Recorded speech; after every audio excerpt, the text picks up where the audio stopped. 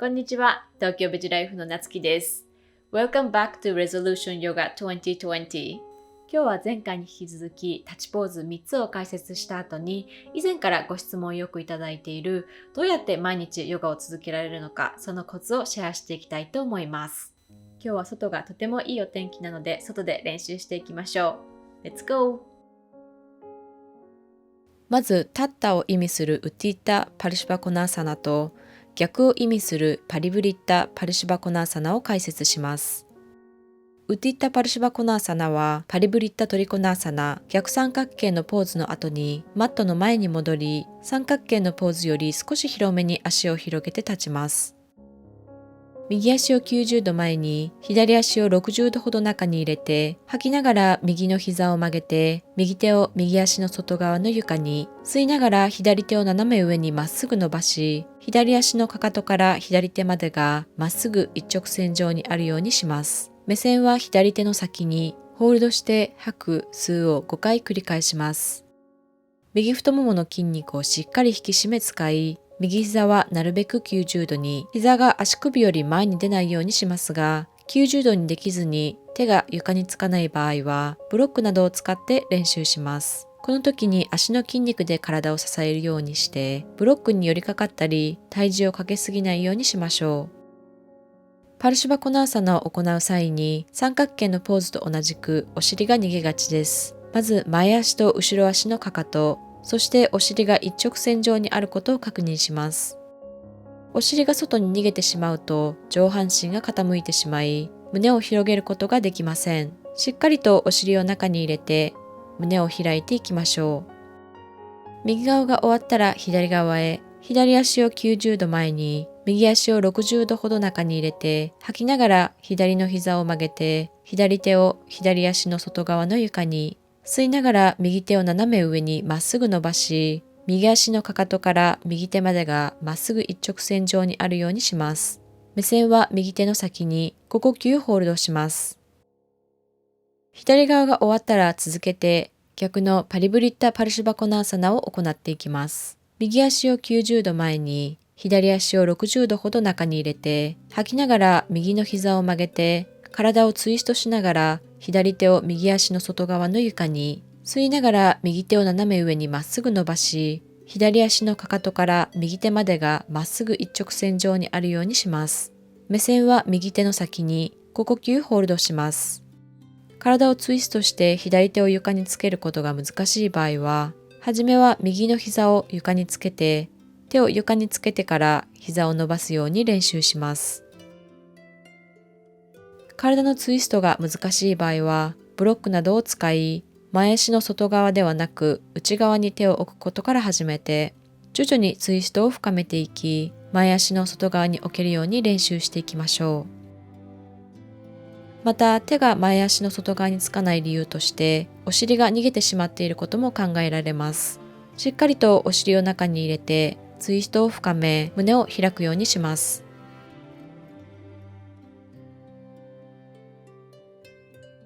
右側が終わったら左側へ、左足を90度前に、右足を60度ほど中に入れて、吐きながら左の膝を曲げて、体をツイストしながら右手を左足の外側の床に、吸いながら左手を斜め上にまっすぐ伸ばし、右足のかかとから左手までがまっすぐ一直線上にあるようにします。目線は左手の先に5呼吸ホールドします。5呼吸終わったらマットの前、元の位置に戻ります。次にプラサリータ・パドッタナーサナを行っていきます。パリブリッタ・パルシバコナーサナが終わった後、マットの前、サマスティティのポジションから両手を腰に足を広げて立ちます。吐きながら両手を床に、吸いながら背筋を伸ばし目線を前に、吐きながら前屈し頭を床に5呼吸ホールドします。吸いながら背筋を伸ばし目線を前に、そのまま息を吐き、吸いながら上に戻り息を吐きます。吸いながら両手を横に伸ばし、吐きながら手を腰に、吸いながら背筋を伸ばし、吐きながら前屈し、頭を床に置き、5呼吸ホールドします。5呼吸終わったら吸いながら上に戻り、息を吐きます。吸いながら両手を横に伸ばし、吐きながら両手を後ろで組みます。吸いながら胸を開き背筋を伸ばし、吐きながら前屈し頭を床に置きます。できる人は両手も床に5呼吸ホールドします。5呼吸終わったら吸いながら上に戻り、息を吐きます。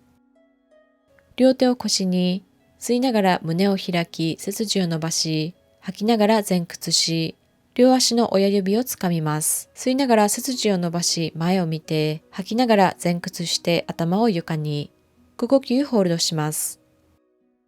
5呼吸終わったら親指をつかんだまま吸いながら背筋を伸ばし、息を吐き、吸いながら上に戻っていきます。前屈を深めることが難しく、頭が床につかない場合は、ブロックなどを使い、できる範囲で練習していきましょう。プラサリッタパドタナーサナは4つの動きがあり、吸う吐くのタイミングをつかむのが最初は難しいかもしれませんが、体が覚えるまで練習を重ねます。練習するときは太ももの筋肉をしっかりと引き締め、お腹を引き入れるようにして、お尻が後ろに逃げないようにすると前屈が徐々に深まっていきます。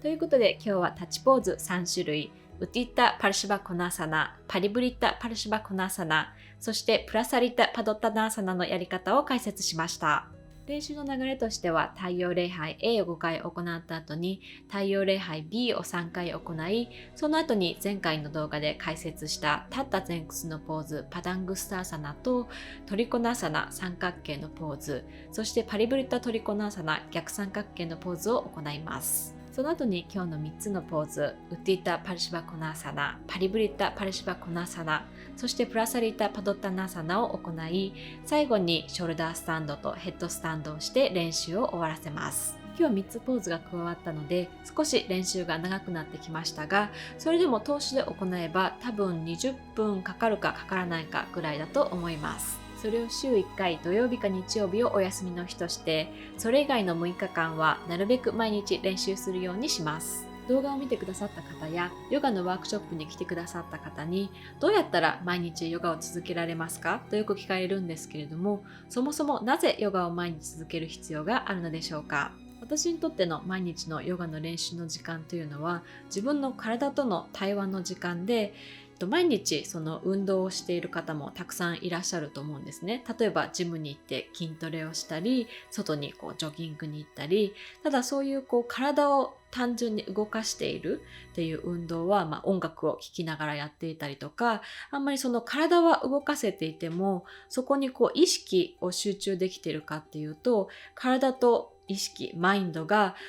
つながっていないっていうことがよくあると思うんですね。でヨガの練習は音楽もない静かな環境で行っていくので、自分の体の動き一つ一つにしっかりと意識を集中させて意識を高めていくので、体と意識、マインドですね、そのコネクションができるっていうことで、ムービングメディテーション、動く瞑想とも言われています。そういったヨガの練習を毎日行うことで、自分の体の調子だけではなくて心の調子というのもしっかり把握できるようになります。自分の体や心の調子が把握できるようになってくると、今日はちょっと疲れているなとか、ちょっと今日は元気がないなとか、今日はちょっとここが痛いなとかいう時に、大きな病気や大きな怪我につながる前にセルフケアをするということができるようになります。あとヨガは深い呼吸を行いながら行うので、それだけで高いデトックス効果があって、毎日歯を磨くのと同じようにセルフメンテナンスをすることができます。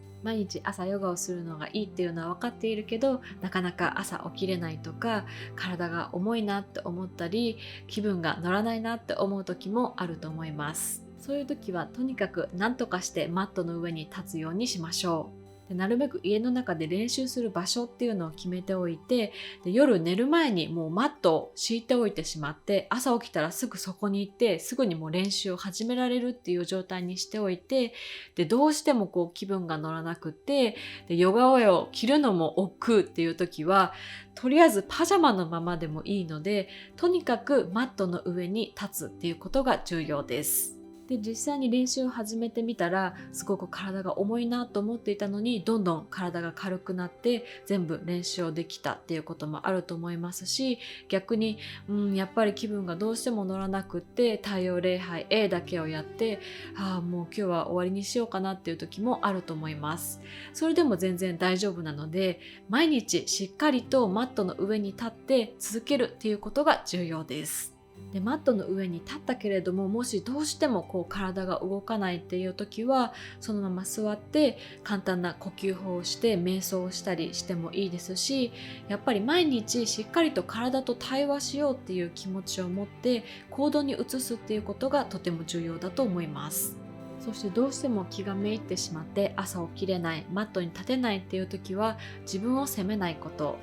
また元気になったらマットに立てば大丈夫です。大切なのは、ハマったらすごくやってすぐにやめてしまうっていうことにならないように、長く自分の生活の一部として続けられるように、自分の生活パターンだったりライフスタイル、性格に合った方法を探して追求していきましょう。ということで、今日は3つの新しい立ちポーズ、ウッディッタ・パルシュバコナーサナ、パリブリッタ・パルシュバコナーサナ、プラサリッタ・パドタナーサナを解説した後に、どうやったら毎日ヨガを続けられるか、そのコツをシェアしました。また次回のレゾリューションヨガ2020でお会いしましょう。See you next time!